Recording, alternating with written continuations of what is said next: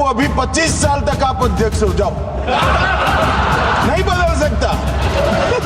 तो मैं गांधी की तरह इस कानून को फाड़ता हूं। क्या भगवान कृष्ण से पहले इस्लाम धर्म आ गया था क्या? कर्नाटक की विधानसभा में पाकिस्तान जिंदाबाद के नारे लगाए गए थे कि बीजेपी खुलकर मुसलमानों को अपनी औकात याद दिलाती है। आज वक्फ बोर्ड के सामने कोई कंप्लेंट आता है तो वक्फ बोर्ड उसकी तहकीकात करती है, उसकी इंक्वायरी करती है, उसके लिए सेट रूल्स हैं। शायद किरण रिजिजू को ये बात पता नहीं कि हर स्टेट उस इंक्वायरी कैसा कराया जाए, हर स्टेट के रूल्स अलग बने हुए हैं। मैं वक्फ बोर्ड का मेंबर पिछले 6 साल से हूं सर, कर्नाटका में 6, अब 7वां साल कंप्लीट कर रहा हूं। तो वहां पे ये पूरा आपको पूरा इंक्वायरी तो बोले प्लीज पूरा इंक्वायरी होने के बाद में सर्वे कमिश्नर उसको सर्वे करता है, कलेक्टर उसको चेक करता है, फिर उसके बाद में स्टेट गवर्नमेंट को जाता है, स्टेट गवर्नमेंट उसको वेरीफाई करती है, उसके बाद में वक्फ गेजेट उसके बाद में सरकार उसको गेजेट करती है। उसके बावजूद भी अगर कोई संतुष्ट नहीं है तो ट्राइब्यूनल में जा सकता है। अगर वहां भी कोई अगर वहां भी उसके खिलाफ अगर डिसीजन जजमेंट आता है, अगर वहां पे वो कन्विंस नहीं है तो वो कोर्ट में जा सकता है। आज ये कह रहे हैं कि कोर्ट में रिव्यू नहीं कर सकते, कोर्ट में बिल्कुल रिव्यू कर सकते हैं। अगर कोर्ट में रिव्यू नहीं कर सकते तो हाई कोर्ट में और सुप्रीम कोर्ट में वक्फ के इतने केसेस कैसा हो रहे हैं, कितने केसेस कैसा हो रहे हैं हाई कोर्ट में और सुप्रीम कोर्ट में। माननीय गृह मंत्री कुछ कर दे जी प्लीज। मान्यवर, मैं सदस्य को बीच में टोकना नहीं चाहता, शायद वो भोले भाव से गलत इंफॉर्मेशन सदन के सामने रख रहे हैं, तो मैं थोड़ा करेक्ट करना चाहता हूँ। मान्यवर Jairam ji please chair has given time. क्या कह रहे हैं आप रमेश जी, क्या कह रहे हैं? मैं मान्यवर प्लीज मान्यवर बोलो जो डिस्प्यूट है वो इतना ही है कि अगर ट्रिब्यूनल के फैसले से कोई असंतुष्ट है तो ये भूमि का मामला है, इस पर सिविल सूट होना चाहिए। सिविल सूट में अधिकारों के बहुत वाइड रेंज होती है। इन्होंने इस पर अपील का प्रोविजन 2013 के कानून में रखा ही नहीं है, तो रीट के कार्य क्षेत्र में हाईकोर्ट के सामने जाता है। रीट का कार्य क्षेत्र बहुत संकरा होता है, तो जो ट्रिब्यूनल का फैसला होता है वो फाइनल होने के चांसेस 99% हो जाते हैं। जिनकी भूमि है इसका अधिकार जाता रहता है। मान्यवर, एक गलतफहमी फैला रहे हैं। और ये जो कह रहे हैं, और ये जितने यहाँ पे हैं, यहाँ पे Bihar Hindu religious trust act, Madras Hindu religious and endowment act, Orissa का, तमिलनाडु का, उत्तर प्रदेश का, आंध्र प्रदेश का, सब में साफ लिखा जाता है कि सिर्फ और सिर्फ हिंदू वहां रहेंगे और कोई और दूसरे मजहब का आदमी नहीं रहेगा। जब वहां पे वो एक्ट में ही है तो यहाँ कैसे आप दूसरे लोगों को देंगे? आप एक्चुअली क्या प्रूव करना चाह रहे हैं? आप लाके क्या हमारे ऊपर भरोसा नहीं? क्या हम काबिल नहीं अब हमारे इंस्टीट्यूशंस को चलाने के लिए? आप हम लोग को सेकेंड ग्रेड सिटीजन बनाना चाह रहे हैं, हमारे ऊपर स्पाइंग करना चाह रहे हैं आप।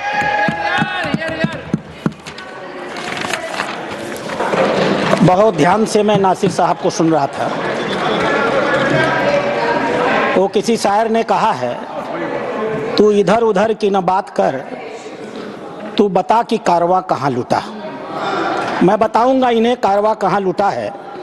मेरा भाषण समाप्त होने दीजिए, मैं ठीक से इन्हें एक्सपोज करने वाला हूं। जी प्लीज। माननीय उपसभापति महोदय, अच्छा डिस्कशन आप चलने दें। आप मैं इनकी बातों को सुन रहा था और मैं इस सदन के संज्ञान में लाना चाहूँगा। माननीय सदस्य सैयद नासिर हुसैन जब इस बारी राज्यसभा में चुने गए, जब ये इनके जीत की घोषणा हुई, मैं उस समय कर्नाटक के बेंगलोर में था। कर्नाटक की विधानसभा में पाकिस्तान जिंदाबाद के नारे लगाए गए थे।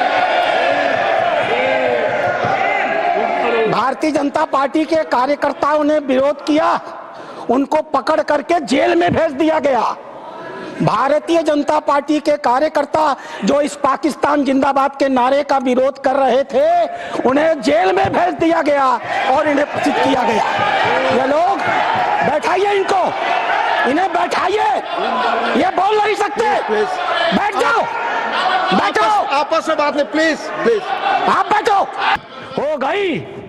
अध्यक्ष महोदय, आपके पास एक बड़ी जमीन है, खाली पड़ी है, बगल में कुछ मुस्लिम परिवार रहते हैं, उन्हें नमाज पढ़ने के लिए कहीं जाना होता है, वो उस जमीन पर नमाज पढ़ ले। आप हिंदू हैं, आप मना नहीं करते। 5 दिन 7 दिन नमाज पढ़ने के बाद वो लिख के दे देंगे कि हम लोग इस जमीन पर नमाज पढ़ते थे, अब यह वक्फ बाय यूजर हो गई, अब इस जमीन पर किसी का कोई अधिकार नहीं रहेगा। माननीय संसदीय कार्य मंत्री उल्लेख कर रहे थे उस घटना का, तमिलनाडु की घटना का उल्लेख कर रहे थे। क्या हुआ तमिलनाडु में? एक रामचंद्रन नाम का आदमी, अध्यक्ष महोदय, वह व्यक्ति अपनी लड़की की शादी के लिए अपनी जमीन बेचना चाहता था। वो जमीन बेचने के लिए जब रजिस्ट्रार के घर गया, ऑफिस में गया, तो पता चला कि वो जमीन उसके नाम पर ही नहीं है, वो जमीन वक्फ को दे दी गई। जब हल्ला मचा, गांव के लोग रजिस्ट्रार ऑफिस में गए, तो पता चला कि उन दोनों गांवों की सारी जमीन वक्फ को दे दी गई। 1500 साल पुराना मंदिर भी वक्फ के हवाले कर दिया गया। सर, अगर आप हिस्ट्री को पढ़ेंगे तो महात्मा गांधी उस वक्त के व्हाइट अफ्रीका में सफेद फार्म अफ्रीका के कानून को महात्मा गांधी ने कहा था कि ये मेरा कॉन्शियंस इसको मानता नहीं है, मैं इस कानून को कबूल नहीं करता हूं। तो महात्मा गांधी ने क्या किया? उन्होंने उस कानून को फाड़ दिया। तो मैं गांधी की तरह इस कानून को फाड़ता हूं। ये अनकॉन्स्टिट्यूशनल है सर। इस देश में झगड़े पैदा करने का काम बीजेपी करना चाहती है मस्जिद और मंदिर के नाम पर, इसीलिए मैं इसका कंडेम करता हूं। अभी भी आपने देखा ओवैसी साहब को कि अभी उन्होंने इस बिल को फाड़ने का काम किया है। तो ये जो बात कह रहे कि ये बिल असंवैधानिक है, असंवैधानिक काम तो उन्होंने किया है जो बिल फाड़ने का काम किया है। आज मैं पूछना चाहता हूं, आज किस लिए बिल फाड़ दिया? उन्होंने कहा, चले गए, मैं पूछना चाहता हूं, उन्होंने कहा कि हमारी 123 प्रॉपर्टी है और साहब हमारे पास डीड नहीं है, उस डीड को हम कैसे देंगे? हमारी प्रॉपर्टी तो मिलेगी नहीं। मैं कहना चाहता हूं 123 प्रॉपर्टी है, बिल्कुल है। ये 123 प्रॉपर्टी किसकी है? ये हमारे जमाने की नहीं है। जब ब्रिटिशर्स ने, अंग्रेजों ने हिंदुस्तान की राजधानी को कोलकाता से दिल्ली बनाने का फैसला किया और 1911 में जब उन्होंने यहाँ के लुटियन जोन्स की लैंड को एक्वायर किया, लैंड एक्वायर करने के बाद ड्यूली कंपनसेशन दिया और अधिग्रहण कर लिया। और 1911 जो अधिग्रहण ब्रिटिश सरकार ने किया, अखिलेश जी आप भी मुख्यमंत्री रहे, अगर कोई सरकार किसी जमीन का अधिग्रहण कर ले तो फिर उस जमीन को डीनोटिफाई करके किसी को दे नहीं सकती है। यह पहली बार कांग्रेस सरकार ने डीनोटिफाई करके देने का काम किया। मैं पूछना चाहता हूं, अगर आपके पास डॉक्यूमेंट नहीं है, मैं पूछना चाहता हूं कि अगर डॉक्यूमेंट नहीं है, हमारे जेपीसी के मेंबर लोग बैठे हुए, मैं पूछना चाहता हूं ये तुष्टिकरण नहीं तो और क्या था? 1911 की जो ब्रिटिशर्स ने जमीन लिया, बैठ जाइए लाल जी, सुन लीजिए पूरी बात, आपको स्पष्ट हो जाएगा। 1911 में जो जमीन अंग्रेजों ने, ब्रिटिशर्स ने एक्वायर किया राजधानी के लिए, 1911 के बाद 1970 में दिल्ली के वक्फ बोर्ड ने कहा, जो 1911 की ब्रिटिशर्स की जमीन एक्वायर थी, कि यह वक्फ बोर्ड की है। 1970 में तो वो जो सेक्शन 40 की बात हो रही है, ये शायद देश में नहीं दुनिया में किसी को अधिकार नहीं होगा कि जो ब्रिटिश एक्वायर करके कंपनसेशन दे गए हो उसको 57 सालों के बाद वक्फ बोर्ड कह दे ये वक्फ की जमीन है, और उसके बाद ये कह रहे हैं हमें मिल नहीं रही। वैसे साहब, भारतीय जनता पार्टी के अंदर मुकाबला चल रहा है कि खराब हिंदू कौन बड़ा है। और ये बात अध्यक्ष महोदय मैं ऐसे ही नहीं कह रहा हूं। जो पार्टी ये कहती हो कि दुनिया की सबसे बड़ी पार्टी है, अध्यक्ष महोदय वो अपना राष्ट्रीय अध्यक्ष नहीं चुन पाए अभी तक।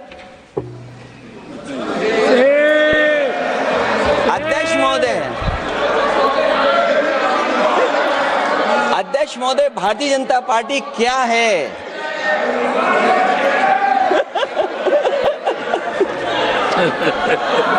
जी, मैं अखिलेश जी ने बहुत हंसते हंसते कहा है, इसको हंसते हंसते जवाब देना। ये सामने जितनी पार्टियां हैं उनका राष्ट्रीय अध्यक्ष उन 5 लोगों को ही चुनना है परिवार के। हमें माननीय अध्यक्ष जी करोड़ों सदस्यों में से 12-13 करोड़ सदस्य प्रक्रिया कर कर चुनना है तो देर लगती है। आपके यहाँ जरा भी देर नहीं लगेगी। मैं कह देता हूं अभी 25 साल तक आप अध्यक्ष हो जाओ, नहीं बदल सकता। अध्यक्ष महोदय, क्योंकि जो बात निकल के आई है वो मैं फिर आगे बढ़ा दूं। अध्यक्ष महोदय, जो बात सोशल मीडिया या और जगह गुपचुप हो रही है, कहीं ऐसा तो नहीं था कि अभी कुछ दिन पहले यात्रा जो हुई है वो कहीं 75 वर्ष की एक्सटेंशन वाली यात्रा तो नहीं थी? ये मुसलमानों का हक मारने का काम किया गया सर। यही नहीं सर, मैं आपको बताना चाहता हूं, जीरो अकाउंटेबिलिटी है वक्फ बोर्ड की, जीरो अकाउंटेबिलिटी। कैसा क्यों है सर? सर मनमोहन सिंह जी ने कहा था, अब कह सकता हूं, वेणु जी के नहीं कह सकता, कह देता हूं, पूर्व प्रधानमंत्री ने कहा था, आप सोच लेना किसने कहा था। पूर्व प्रधानमंत्री ने कहा था, Muslim must have first claim on our resources. एक सदा हिंदू विरोधी रहे हैं, ये केवल मुसलमानों के पक्ष में किया, लेकिन आपने मुसलमानों के लिए कुछ नहीं किया। अगर मुसलमानों को पक्के मकान, पीने का पानी, अच्छी शिक्षा, भोजन, ये सब किसी ने दिया है तो नरेंद्र मोदी जी की सरकार ने दिया है। सर सूरत के नगर निगम में सर मुगलों की संपत्ति बताने का काम किया। सर नगर निगम को भी सर बेट द्वारका के 2 द्वीपों पर दावा ठोक दिया है। क्या भगवान कृष्ण से पहले इस्लाम धर्म आ गया था? क्या भगवान कृष्ण से पहले इस्लाम धर्म आ गया था? सर यही नहीं, कल क्या आनंद भवन और नेशनल हेरिटेज पर आकर, मैंने अभी बार सुना था कि आनंद भवन और नेशनल हेरिटेज पर वक्फ बोर्ड अपना दावा ठोकने वाले हैं, तो दे दोगे क्या? Congress with due respect, BJP से हमें दुनिया को पता है कि बीजेपी खुलकर मुसलमानों को अपनी औकात याद दिलाती है।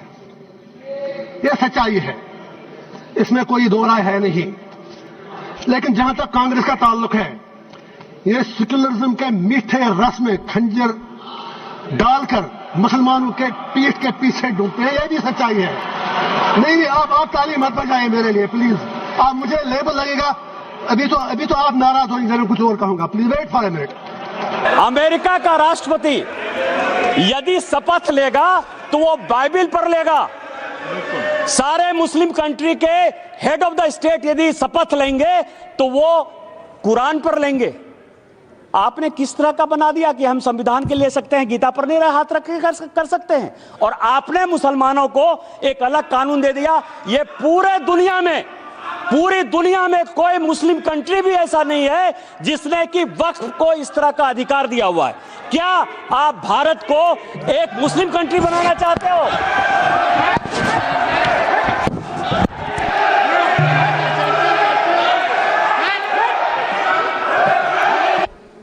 यहां गोरी आए, गजनी आए और बाबर आए। गोरी आए, गजनी आए और बाबर आए, तीनों लुटेरे के तौर पर आए ना? आप मानते हो कि नहीं? गोरी को और गजनी को आक्रांता मानते हो कि नहीं मानते हो? और यदि मानते हो तो हिंदुस्तान में सभापति महोदय, हिंदुस्तान में पहले वक्फ की शुरुआत गोरी ने की। यदि गोरी ने हिंदुओं के संपत्ति को लूटा और उसी में से 2 विलेज, कहां लिखा है? इतिहास है, इतिहास के पन्ने से आप नहीं लड़ सकते हो। यहां हिंदुस्तान में गोरी ने वक्फ की स्टार्ट की। इस सरकार का इस बिल के द्वारा 4 इनके मूल उद्देश्य। पहला मूल उद्देश्य है कि संविधान को कमजोर करना, टू डाइल्यूट द कॉन्स्टिट्यूशन। इनका दूसरा उद्देश्य है भ्रम फैलाना, to defame the minority communities of India. इनका तीसरा उद्देश्य है to divide the Indian society. हमेशा एक हमारे बीच में एक लिटिगेशन चलता रहे, मसला और बढ़ता जाए, ये उनका उद्देश्य है। और चौथा इनका उद्देश्य डाइल्यूट, डिफेम, डिवाइड, और चौथा इनका उद्देश्य है to disenfranchise the minority communities. Sir, Karnataka में 4-5 ऐसे डिस्ट्रिक्ट है जहां सीरीज में आत्महत्या हो चुकी है फार्मर्स के। This is the result of this 2013 draconian amendment. Sir, मैं आज यहां सोच रहे थे, बैठे बैठे हम सबसे सुन रहे थे, सब बात कर रहे थे इक्वालिटी इक्वालिटी इक्वालिटी का। सर, मैं आज विपक्ष से पूछना चाहता हूं, आप मुझे बताइए, वक्फ बोर्ड जैसे बॉडी क्रिश्चियन के लिए इस देश में क्यों नहीं है? बुद्ध धर्म के लिए क्यों नहीं है? जैन के लिए क्यों नहीं है? नहीं है। आप हिंदू के लिए भी नहीं है। आप गलत बोल रहे हैं ओवैसी साहब, आप गलत बोल रहे हैं। Don't mislead the country and you can not compare HRC with Waqf board. ये दोनों बहुत अलग का है। सर माननीय अल्पसंख्यक मंत्री जी कह रहे थे कि जब वो चुनाव में गए थे तो उनसे कहा गया कि वक्फ बिल को लेकर के आया जाए, इसलिए लाए हैं। तो चुनाव के समय तो उनसे ये भी कहा गया था कि 2 करोड़ रोजगार दिया जाए, महंगाई कम की जाए, भ्रष्टाचार कम किया जाए। हमारे लोगों को उस चीज की जरूरत है, वो क्यों नहीं देते? मैं कहना चाहता हूं कि इस देश का मुसलमान दुश्मन नहीं है, इस देश का मुसलमान वफादार है, इस देश की तरक्की चाहता है, इस देश का विकास चाहता है। और हमारे बुजुर्गों ने लाखों की तादाद में इस देश को आजाद कराने के समय अपनी जान माल की कुर्बानियां देकर के साबित किया था। देश का जब बंटवारा किया था माननीय अध्यक्ष जी, तो उस वक्त अगर जो मुसलमानों को प्यार था पाकिस्तान से वो चले गए, जिनको इस हिंदुस्तान से प्यार था, वफा थी, वो आज इस हिंदुस्तान के अंदर है। हम इस देश के दुश्मन नहीं, हम इस देश में नौकर भी नहीं हैं, हम इस देश के मालिक हैं। और हम चाहते हैं कि सब लोग मिलकर के, सारे धर्मों के लोग मिलकर के इस देश की तरक्की की बात करें। मैं पूछना चाहता हूं कि मुस्लिम के 5 साल मुसलमान होने के बाद प्रॉपर्टी को वक्फ कर सकता है? कैसा मजाक है ये? किस प्रकार की बात है? महिला सम्मान की आप बात करते हैं। अरे महिला सम्मान के अंदर तो पहले ही 2 महिलाएं बोर्ड के अंदर रहती थी। आपने कौन सा नया तीर मार दिया कि कौन सी ज्यादा महिलाओं को आप अधिकार दे रहे हैं? मंत्री जी भी कह रहे थे कि तमिलनाडु और केरल के लोगों को कहना चाह रहे थे। मैं पूछना चाहता हूं, याद रखना, ये बिल इतना खतरनाक है, हमारे सारे समाज को तोड़ने का काम कर रहा है। और बिहार और खासतौर से आंध्र प्रदेश की जनता आपके सहयोगी दल को कभी माफ नहीं करेगी अगर वो लोग इस बिल पर आपका साथ देते हैं। तो मैं कहना चाहता हूं, कमाल की बात तो यह है, मुस्लिम समाज को हक देने की बात वो लोग कर रहे हैं जिनके पास 240 सांसद होने के बावजूद एक भी मुस्लिम सांसद आपके पास नहीं है। आप बात कर रहे हैं, मुझे अफसोस है कि आप इसकी प्लीज। मुझे एक तरफ बहुत खुशी की अनुभूति हो रही है कि एक ऐतिहासिक बिल के पारित होने के समय में आज लोकसभा में मौजूद हूं, और वहीं मुझे दुख की भी अनुभूति हो रही। हम सब भारत के बच्चे यहाँ बैठे हैं और यहाँ तकरार 2 पक्षों के बीच इसको लेकर हो रहा है कि क्या भारत का एक पक्ष मुसलमानों के अधिकार को छीन लेगा? क्या भारत का एक पक्ष मुसलमानों को कहीं ना कहीं डरा रहा है? क्या मुसलमान आज भारत में सिमट कर रह रहा है? सभापति महोदय, मैं आज सीना ठोक के कहना चाहता हूं कि पूरे विश्व में यदि मुसलमान सर्वाधिक सुरक्षित कहीं है तो उस देश का नाम भारतवर्ष है, हिंदुस्तान है। मैं एक छोटी सी कविता पढ़ना चाहता हूं गया प्रसाद शुक्ल स्नेही जी का। किसी को नहीं बनाया दास, किसी का किया नहीं उपहास, किसी का छीना नहीं निवास, किसी को दिया नहीं त्रास, वही हम है भारत संतान, वही हम है भारत संतान। किसी का कुछ छीना नहीं है, हमेशा दिया है।